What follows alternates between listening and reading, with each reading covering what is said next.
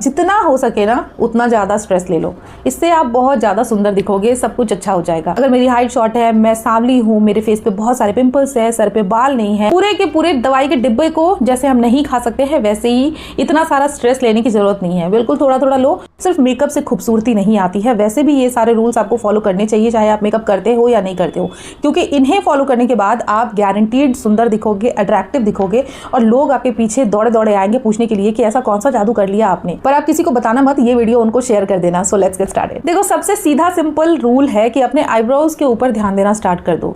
अपने आईब्रोज को अच्छे से मेंटेन करना सीखो, उसे अच्छे से शेप देकर रखो और जब बाहर जा रहे हो तो एटलीस्ट तब अपने आईब्रोज को अच्छे से फिल करके रखो। ये सारी छोटी छोटी चीजें जो होती है ना, जो आपके आईब्रोज से रिलेटेड है, अगर आपने उन्हें फॉलो कर लिया तो आपको इंस्टेंटली अपने फेस पे एक अच्छा सा निखार देखने को मिलेगा।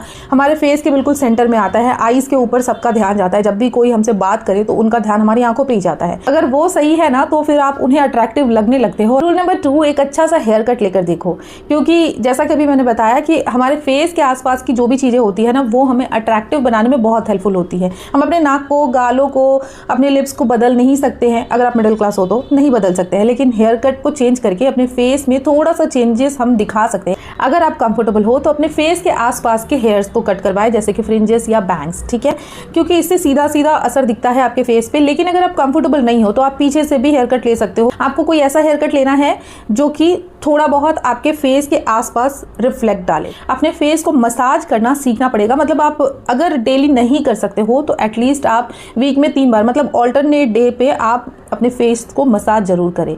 चाहे वो रात को सोने से पहले आप नाइट सीरम लगा रहे हो, नाइट क्रीम लगा रहे हो, उसी से हल्का फुल्का 2 मिनट का मसाज ले लो। इससे सीधा सीधा ये रिजल्ट आपको देखने को मिलेगा कि आपके फेस के ब्लड सर्कुलेशन बढ़ेंगे, जिससे आपके फेस पे नेचुरली ग्लो आने लगेगा। अगर पॉसिबल हो तो अपने फेस को मसाज करो आप। अगर पॉसिबल नहीं है तो एटलीस्ट महीने में 2 बार आप फेशियल मसाज जरूर से करवाओ। अगर आप स्किन केयर का अता पता जानते ही नहीं हो, आपने आज तक कभी स्किन केयर किया ही नहीं है, तो फिर आप भूल जाओ। तो फिर आप अच्छे अट्रैक्टिव दिखने का सपना भूल ही जाओ, क्योंकि अच्छा दिखना है, अगर आपको अट्रैक्टिव दिखना है, यंग दिखना है, तो आपको स्किन केयर करना ही पड़ेगा। आपको सीखनी पड़ेगी सारी चीजें। नहीं समझ पाते हो ये सारी चीजें, सिर्फ आप 2 चीजें फॉलो करो, एक मॉर्निंग स्किन केयर, एक नाइट स्किन केयर। मतलब सुबह उठने के बाद अपने फेस को वॉश कर लो, कोई सा भी फेस वॉश आप ले लो, या फिर DIY अगर कोई फेस वॉश करना है वही कर लो। बाहर जा रहे हो तो सनस्क्रीन लगा लो। अगर इससे ज्यादा कुछ करना है तो वो आप पे डिपेंड करता है, बट एटलीस्ट ये सारी चीजें आपको फॉलो करनी है। और नाइट स्किन केयर में 2 चीजें बहुत ज्यादा इंपॉर्टेंट है। फर्स्ट, आपको फेस वॉश कर लेना है ताकि जितने भी धूल मिट्टी, जो भी डर्ट्स है वो सारे रिमूव हो जाए। उसके बाद एक नाइट क्रीम या नाइट सीरम या फिर जो भी आपको सूटेबल लगे, रात को आपको अप्लाई करना है। कुछ नहीं लगाना है तो एक मॉइस्चराइजर लगा लो, वो भी नहीं लगाना है तो बेबी ऑयल ही लगा लो, बट कुछ ना कुछ अपने फेस पे अप्लाई जरूर करो। इसका एक बहुत बड़ा बेनिफिट ये होता है कि जब हम रात को कुछ भी लगाते हैं अपने फेस पे और सो जाते हैं तो वो पूरी रात हमारे स्किन को हील करता है। पूरी रात उसके जो भी बेनिफिट्स होते हैं वो हमारी स्किन अब्जॉर्ब करती रहती है, जिसके वजह से हमें डे बाय डे अच्छे रिजल्ट्स देखने को मिलते हैं। सेल्फ एक्सेप्टेंस का मतलब ये है कि आप जैसे भी हो अपने आप को एक्सेप्ट कर लो। किसी को भी दिखाने के लिए या फिर किसी को भी प्रूव करने के लिए अगर आप कुछ कर रहे हो तो ये सेल्फ एक्सेप्टेंस नहीं है। मतलब आप किसी और के लिए अगर आप अपने आप को बेटर बनाना चाहते हो तो फिर वो कभी बेटर होगा ही नहीं। अगर बेटर हो भी जाए तो अंदर से आपको वो खुशी नहीं मिलेगी जो कि मिलनी चाहिए। अगर आपको अच्छा दिखना है, अगर आपको खुश रहना है तो आप जैसे हो वैसे आप एक्सेप्ट कर लो। आप एक्सेप्ट कर लो कि हाँ, मैं ऐसी ही हूँ, अच्छी हूँ, बुरी हूँ, जैसी भी हूँ, मैं ऐसी ही हूँ। अगर मेरी हाइट शॉर्ट है, मैं सांवली हूँ, मेरे फेस पे बहुत सारे पिंपल्स है, सर पे बाल नहीं है, मैं प्लस साइज की हूँ, चाहे मेरे अंदर कोई भी कमी है जो कि दुनिया वालों को ऐसा लगता है कि ये सारी चीज़ें कमी है, अगर ऐसा है भी, अगर ये सारी क्वालिटीज़ भी आपके अंदर है ना, फिर भी आप एक्सेप्ट करो कि हाँ आप ऐसे हो और ऐसे ही रहोगे लाइफ टाइम। अपने आप को इम्प्रूव करना चाहिए, लेकिन अपने आप को चेंज करने के बारे में नहीं सोचना चाहिए किसी और को दिखाने के लिए। अगर चेंज होने के बाद आपको खुशी मिलेगी, आप अपने आप को खुश करने के लिए कोई चीज़ इंप्रूव करना चाहते हो, कुछ चेंज करना चाहते हो तो आप करो, पूरी जी जान लगा के करो, लेकिन किसी और को खुश करने के लिए कभी मत करना। क्योंकि फिर आप अगर आप वैसा बन भी जाओगे ना तो भी आपको अंदर से खुशी नहीं मिलेगी, क्योंकि आपने तो किसी और को खुश करने के लिए किया था ना। तो कोई और खुश होगा या नहीं होगा वो तो अलग बात है, लेकिन आप खुश नहीं होगे आपने अगर चेंज कर भी लिया तो। अगर आप ये चीज़ एक्सेप्ट कर लेते हो, समझ लेते हो ना, तो आपको अंदर से खुशी मिलने लगेगी। मतलब आप दुखी नहीं रहोगे कि मेरे तो बाल ऐसे है, मेरी तो स्किन ऐसी है, मेरा फिगर ऐसा है, ये सारी चीज़ें कमियां ढूंढ ढूंढ के ना आप दुखी नहीं रहोगे। और दुखी नहीं रहोगे, खुश जब रहने लगोगे ना अपने आप से, तो आपका फेस अपने आप ही ग्लो करने लगेगा, आप अपने आप ही अट्रैक्टिव लगने लगोगे, क्योंकि नेचुरल जो ग्लो होता है ना वो अंदर से खुश रहने से आता है। अपने आप को स्टडी करना स्टार्ट करो, अपने आप के बारे में सोचना स्टार्ट करो कि आप में क्या अच्छाइयाँ हैं, क्या कमियाँ हैं, सब कुछ एक लिस्ट बना लो कि हाँ ये चीज़ें मुझ में अच्छी है, ये सारी चीज़ें वो है जिसमें मैं इंप्रूवमेंट ला सकती हूँ और ज़्यादा बेटर बना सकती हूँ, या फिर ये वो सारी चीज़ें हैं जो मेरे में बुरी है। अगर आप लिस्ट बना लोगे ना तो आपको अपने ऊपर काम करना बहुत ज़्यादा ईजी हो जाएगा। इसीलिए एक लिस्ट बना लो और उसके बाद आप धीरे धीरे उस पर काम करो। लाइक बहुत ज़्यादा चबी हो, गाल मोटे मोटे से है, अगर आपको फेस ऐसा वाला दिखाना है तो पहले आपको सर्च करना पड़ेगा, रिसर्च करना पड़ेगा कि वो कौन सी चीज़ें हैं जिससे आप अपने फेस को ऐसे पतला सा दिखा सकते हो।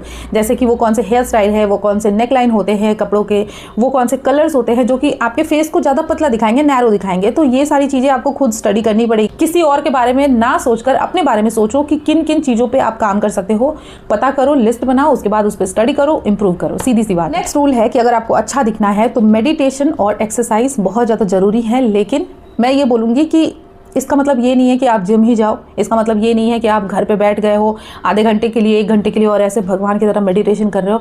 ऐसा ज़रूरी नहीं है। मेडिटेशन का मतलब सिर्फ ये नहीं है। मेडिटेशन बहुत सारे टाइप के होते हैं। किसी भी चीज़ में अगर आपको थोड़ा रिलैक्स फील हो रहा है, अगर आपका माइंड एक जगह आ रहा है चाहे कुछ भी करके, वो एक टाइप का मेडिटेशन ही है, मेरा ऐसा मानना है।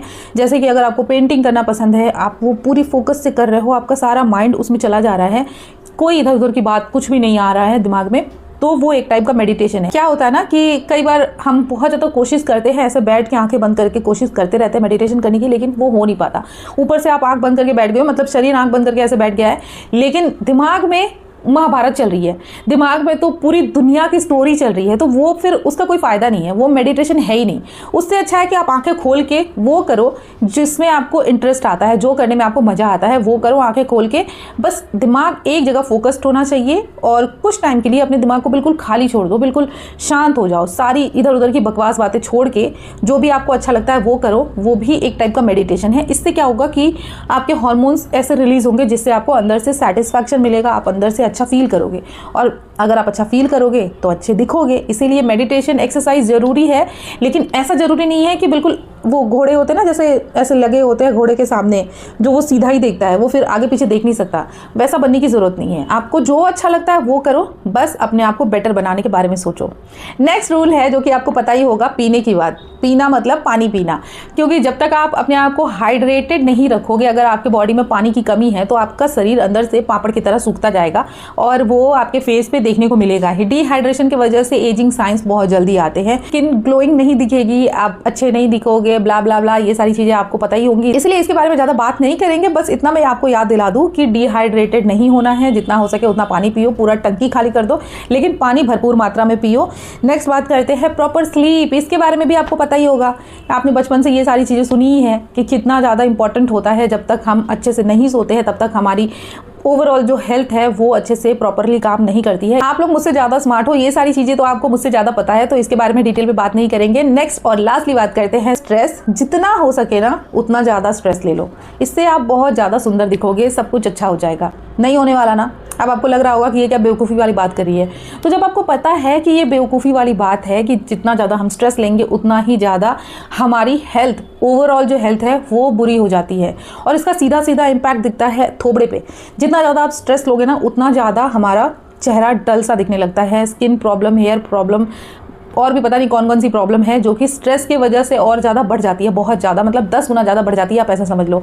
इसलिए स्ट्रेस को हो सके तो कम करने का कोशिश करो। मैं स्ट्रेस खत्म करने के बारे में नहीं बोलूँगी, जितना भी आप सोचोगे ना कि स्ट्रेस नहीं लेना है उतना ही ज़्यादा स्ट्रेस होगा, ऐसा मेरे साथ भी होता है। इसीलिए स्ट्रेस लो, थोड़ा बहुत लो, बिल्कुल इतू सा दवाई की तरह स्ट्रेस को ले लो, क्योंकि इससे हमें याद आता रहता है कि कौन सी चीज़ें हमें लाइफ में चाहिए, कौन सी चीज़ें नहीं चाहिए। स्ट्रेस कहीं ना कहीं हमें हेल्प भी करता है हमारी लाइफ को बेटर बनाने के लिए, लेकिन पूरे के पूरे दवाई के डिब्बे को जैसे हम नहीं खा सकते हैं, वैसे ही इतना सारा स्ट्रेस लेने की ज़रूरत नहीं है। बिल्कुल थोड़ा थोड़ा लो और दवाई की तरह उसे अपने आप को हील करने के लिए हेल्प लो उससे, लेकिन बहुत ज़्यादा स्ट्रेस लेने की ज़रूरत नहीं है, वरना ओवरऑल सब कुछ बर्बाद हो जाएगा। अंदर से बाहर से हर तरह से स्ट्रेस हमें खा जाता है, इसलिए जितना हो सके उतना कम करो स्ट्रेस को। और ओवर थिंकिंग मैं बहुत ज़्यादा करती हूँ, तो मैं इसके बारे में क्या ही बोलूँ, आपको क्या टिप्स दूँ, लेकिन कोशिश करती हूँ मैं भी कि कम से कम ओवर थिंकिंग करूँ। और देखो मैं ना जो भी ओवर थिंकिंग करती हूँ, मुझे इस चीज़ को लेकर अपने आप पे प्राउड होता है कि मैं कभी भी किसी के बारे में नहीं सोचती। मतलब किसके पास कितने महंगे घर हैं, कितनी ज्वेलरी है,